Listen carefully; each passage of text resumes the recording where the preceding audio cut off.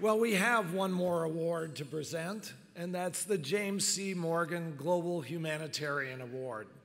As you know, Jim Morgan is a Silicon Valley icon. His belief that technology can help people reach their full potential inspired this award. This year, we honor a unique individual with the Morgan Award. And speaking on behalf of all the engineers in the room, I can tell you that Dean Kamen is the kind of guy we all hope to be when we grew up. You know, he produces some really cool inventions. He founded his own company.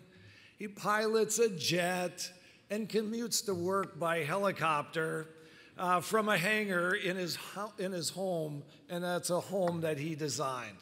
If this isn't nerd nirvana, I don't know what is. But of course, there's more to the story. Dean is clearly a gifted inventor who at a very young age was encouraged to explore and think beyond his limits. His father was an illustrator for comic magazines like Weird Science and Mad, that was my favorite. And his parents advised Dean to first discover what he really loved, and then the rest would just take care of itself. And fortunately for us in the world, Dean has paired his uncanny ability to invent what others cannot with a passion to help people. He started inventing at age 5. Using pulleys, he cleverly figured out a way to make his bed without running to the other side. God, I wish I would have done that. Hundreds of patents later, his inventions today are addressing some of the world's most pressing problems. Whether you know it or not, one of his inventions has probably touched you personally or family members or friends. His first medical device, a wearable infusion pump, has benefited cancer patients, diabetics, and premature babies around the world. The system he invented to allow dialysis at home delivers life-saving treatment together with dignity and comfort. He developed a remarkable prosthetic arm for injured soldiers, a revolutionary wheelchair that you saw in the video, and of course, the Segway. Today, he's focused on solutions for off-grid electricity and water purification to serve developing countries. In fact, he spent some time at Applied Materials this year and challenged our scientists with questions on exotic materials to enable a higher temperature and more efficient Stirling engine that could be deployed for these purposes. Like his father, Dean believes in inspiring young people to pursue science and engineering. He founded a high school robotics competition called FIRST, which has been dubbed the Super Bowl of smarts. His Lego League this year will engage more than 300,000 students in 50 countries. So from touching the lives of millions to inspiring the next generation, Dean represents the triumph of innovation over adversity. He has dedicated his life to using technology to make a positive difference in the world, and that's why tonight we call him our global humanitarian.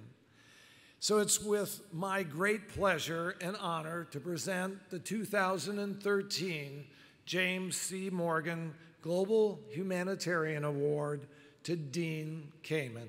Dean.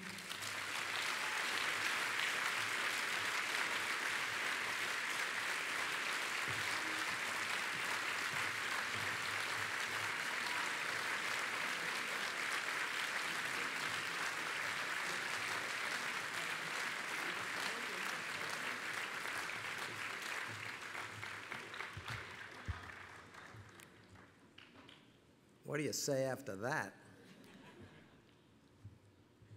With all this great technology, you'd think they'd put something in there for me to say.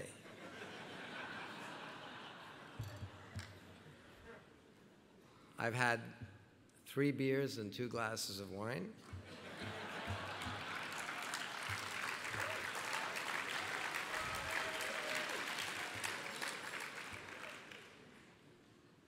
And watching all of that, it occurs to me, it's true. I think my strongest asset is ADD. I don't know exactly what to talk about. I'd like to start by congratulating all the laureates and make a couple of comments.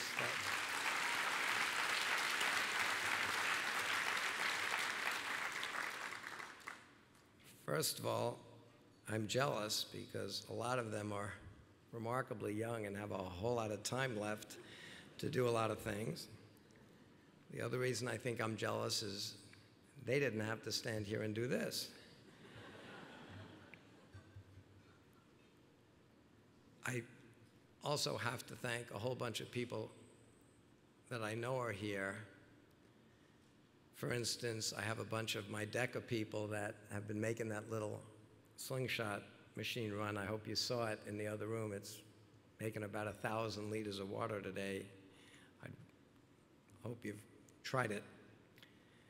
I also have, besides a table of our first people, or our DEKA people out here, I have a table of our first people, including our relatively new president of FIRST, who himself happens to be a PhD in electrical engineering out of MIT and a very, very interesting, very capable, devoted techie, Don Bassi. He's out here somewhere at a FIRST table.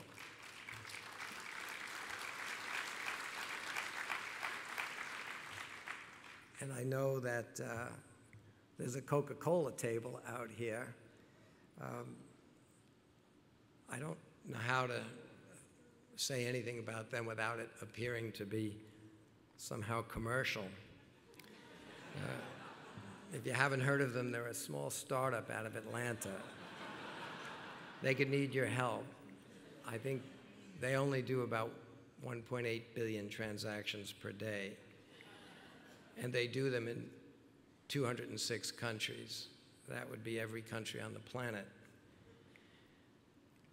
After working on our water project for more than a decade and finally getting a machine about this size that will turn anything, and I mean anything, into water that essentially meets the US pharmacopoeia standard for water for injection without filters or chemicals. My problem, I thought the hard part was solved. A simple, miniature, efficient vapor compression distiller. Make clean water the way nature does. But trying to figure out how to take a thing like that and effectively and credibly and efficiently get them put all over the world is non-trivial. I tried my typical medical partners, and I've worked with some for more than 3 decades. They're great companies. Some of them are huge companies, big enough that they do business in 70, 80 countries. Basically all the countries in the world that have an economy, that have water, that have electricity. Those not the countries that need slingshot. You've heard from just about everybody that came up here that there are a few billion people out there that need a whole lot of things that don't have the infrastructure to deliver it. Coca-Cola spent the last 120 some odd years building an incredible infrastructure. They're the largest logistics footprint ever put together by man. I knew that they could solve my problem. I wasn't sure that they knew they were put here to solve my problem. I went to see them, and it turns out I got lucky. You kiss enough frogs. As you heard a lot of people talk, you just never give up. And sometimes you get lucky, and you kiss a frog, and it becomes a prince or a princess. And it turns out right from the very top of that company, their chairman, Muhtar Kent, Turkish-born, lived in Mozambique, lived in Indonesia, lived all over the world. He's a true global figure, recognized the scale of this problem and the potential of this opportunity, and agreed to help us. In their first trial, we built 5 machines that went into Ghana, and in 4 months, we produced 140,000 liters of great water in 5 schools, all with a very efficient system that could make it sustainable and help local entrepreneurs get started. As a result of that, as recently as the Clinton Global Initiative this year, Muhtar announced that we're scaling up. And if you look at that little machine that we have now somewhat tooled up next door, he announced to the world that we're going to produce no less than 1 billion liters of clean water this year in no less than 5 countries. We'll be in no less than 15 countries next year. We've already now put units in South Africa, Paraguay, Ghana, Mexico. And he further went on to say they're committed to produce no less than an additional 1 billion liters per year going forward. It's amazing what a big company that still shares the ability to take on new ideas can do. I think Silicon Valley is pretty accustomed to that, but you can't take it for granted that across all industries around the world, that happens very often. So I'd like to particularly thank Coca-Cola for helping us get this thing going, and I hope over the years you're all going to see some rather remarkable results from this partnership. You know,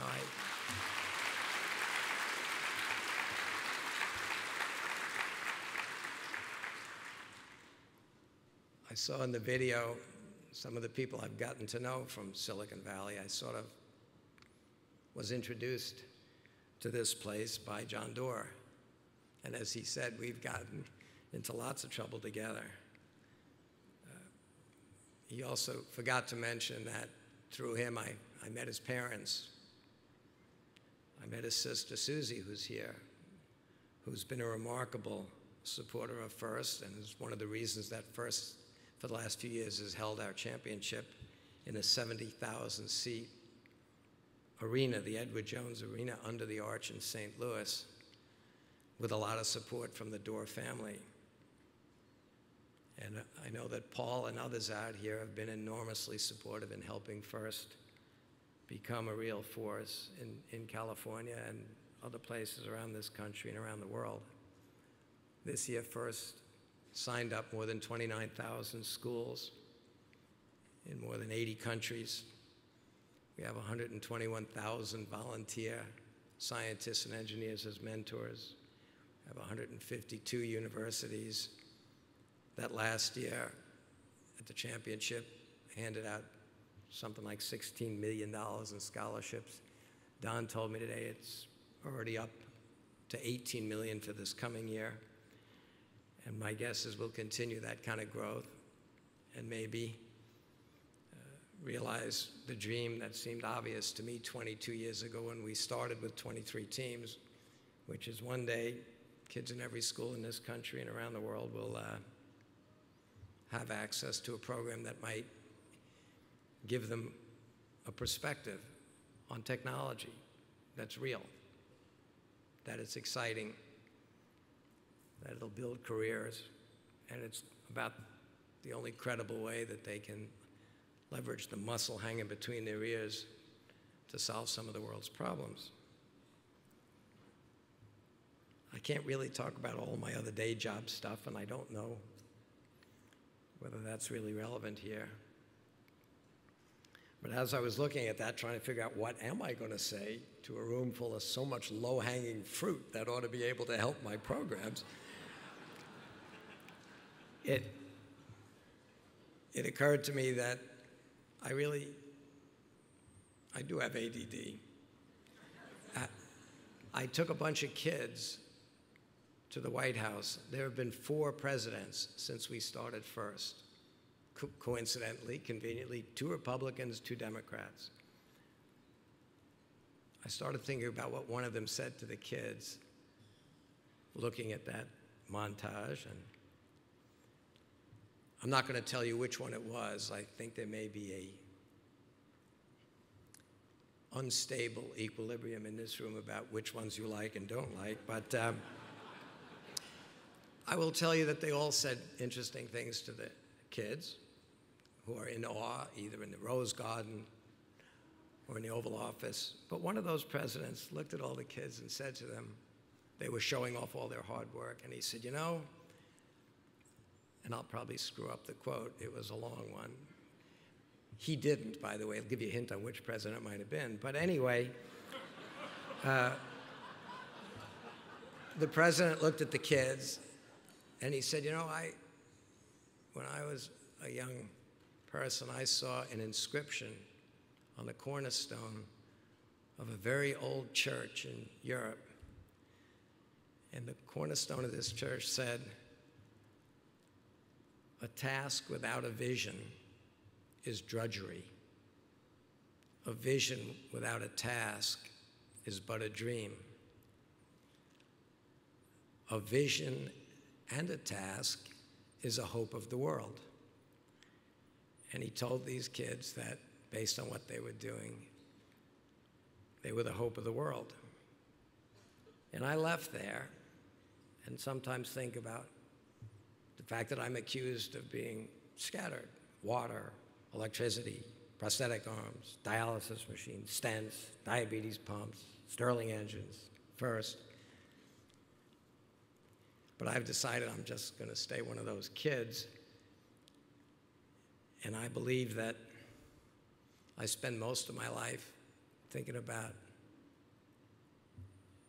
big visions to deal with big problems. And I try to find what's the appropriate, credible task that you could give to the technical community to put against any one of those challenges to make that vision a reality.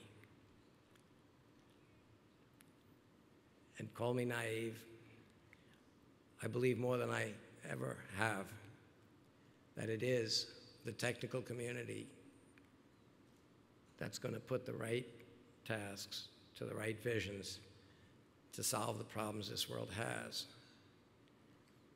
And to come to a place like Silicon Valley where there's, relative to the rest of the world, near infinite resources, near infinite technical capability, and hope that looking what all these laureates have done and what they need for support, knowing that most of the world can't help them. A few billion people get up every day looking for water. And a lot of the rest of the world that might have resources doesn't help them. They're out there doing other things. So it comes down to a very small group of people that have both the capacity and the vision to take on the task. That'll be the hope of the world. So I hope it's you, and I hope you keep helping all of them. And I thank you for this award.